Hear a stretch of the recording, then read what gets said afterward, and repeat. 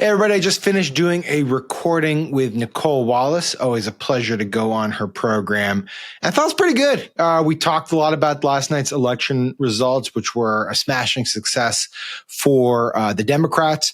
A couple things we talked about that I guess it really hadn't settled in for me in the moment, but now that I think about it is pretty cool and worth talking about.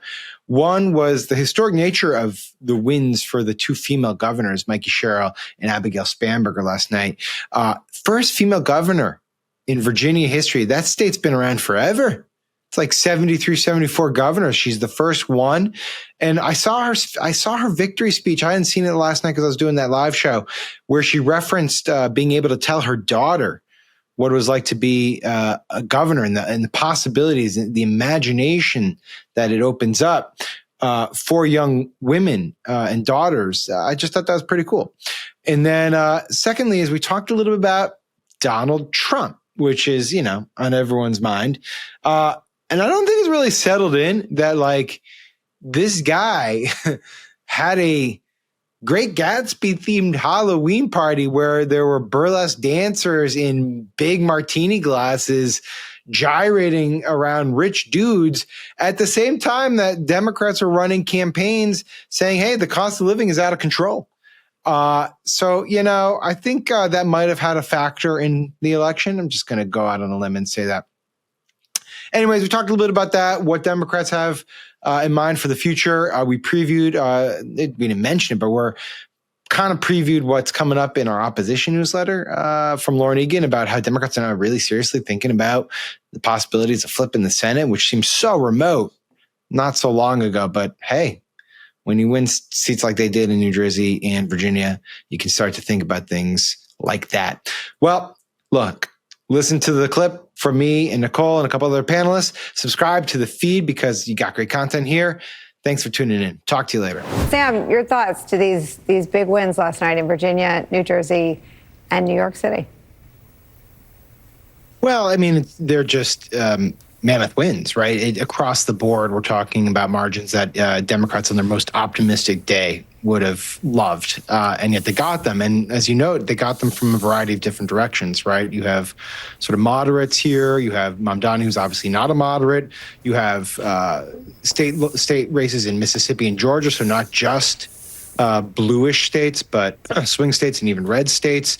You obviously have the redistricting battles, which is not just in California that matters, but because of the margins in Virginia, you're very likely to see redistricting in that state that will net Democrats 2 to 3 seats. And I think if there's sort of a unifying theory of the case, it's that, one, Trump is deeply unpopular in ways that I think people don't fully grasp, even though the polling data shows that he's unpopular. And two is that all these candidates, to a degree, did focus on affordability. They focused on cost of goods, the economics of the moment, and whether they were a Democratic socialist or a former fighter pilot turned moderate Democrat, that was the main theme. And it worked up and down the ballot. So a smashing success night for Democrats. And as we've talked to them throughout the day today and late last night, they are now looking at new possibilities for the map in 2026 because of this formula. Sam, you've got a heavy assist in what is either Donald Trump's ignorance or lies. I'm not going to play it, but I'm going to read you his answer to Norah O'Donnell when she asked about the thing that Donald Trump ran on, which was, quote, lowering the prices of the grocery.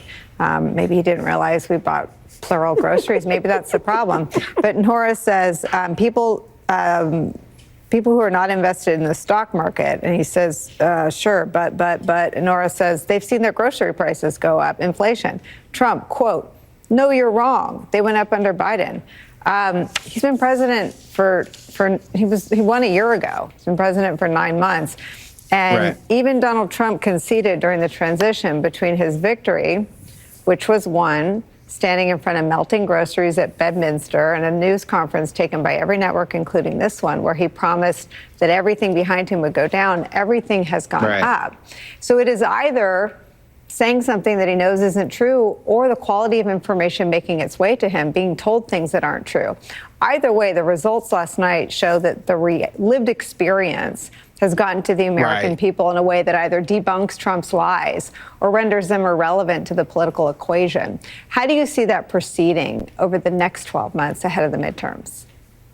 I think it's the lived experience thing that you're talking about, right? I mean, you can BS your way through a lot of stuff. You can spin, you can, use channels of disinformation or misinformation to your advantage.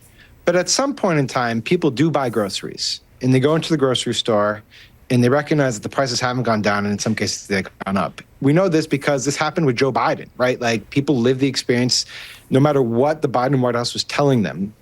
They knew that the prices were not going down as fast as they wanted them to go down. Now, in this particular case, there's an added element here, which is you have a president that's saying, no, don't believe your own eyes. But also you have a president who's simultaneously building a new ballroom for himself, a gold-crusted White House Oval Office for himself, that, has a great Gatsby party on Halloween with women dancing in big martini glasses. And there is a real disconnect. Now, I don't know if every voter saw these images and said, you know what, I'm going to vote for the Democrats. But I do know that those images didn't help. They created a terrible contrast. And nor did it help that Donald Trump is presiding over a government shutdown. And finally, I will just say one other thing. What worked very well for Donald Trump in 2024 was that he was able to use culture war issues as a wedge, in addition to going after Joe Biden on issues of inflation. He was able to say, look, the border is open, the cities are filled with crime, transgender rights are run amok, things like that. Now, when you're in power, those culture war issues you can't use them as effectively as a wedge issue anymore. And we saw that in Virginia, for instance, and even in New Jersey to a degree. So those aren't as disposal. And on top of that, he can't spin away the issues of inflation. These were fantastic victory speeches. They all are. Mandami, too. I was making my way from the studio to home, so I watched some of that in replay. But the sort of contagious vibes of all the winning, how long do those last, do you think? I don't know. I honestly don't know. Certainly Democrats feel really giddy about what happened last night. You can see a future in which they feel like the map is expanded, where candidates see possibilities that didn't exist before, where a D+8 electorate actually opens up real chances for the Senate. That's contagious, right? If you're talking about contagious, that's the way it's going to go. There's be special elections between now and then. There always are. But obviously, everything comes down to the midterms. And if this climate holds, and that's a real question, but if this climate holds, that could end up being, something that even redistricting by Republicans cannot overcome. That could, in theory, be something where Democrats do net the Senate. They would need to get to 51 seats. So that's what you're talking about this morning, the night after what we just saw.